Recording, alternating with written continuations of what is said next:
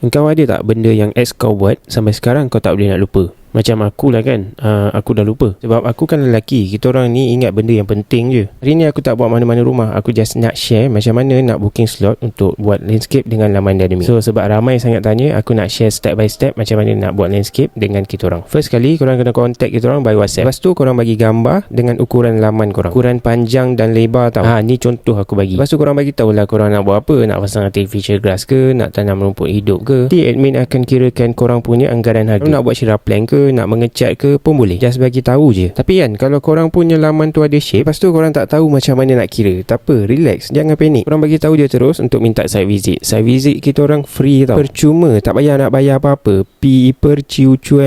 Percuma. Masa site visit nanti kita orang akan kirakan korang punya laman, dia punya square feet tu berapa, and then kita orang akan bagi harga by quotation. Quotation pun free je, tak perlu bayar lagi. Kalau confirm nak buat barulah ada pembayaran. So itulah cara macam mana nak booking slot, nak buat landscape dengan kita orang. Kalau korang nak buat landscape, boleh contact kita orang, okay?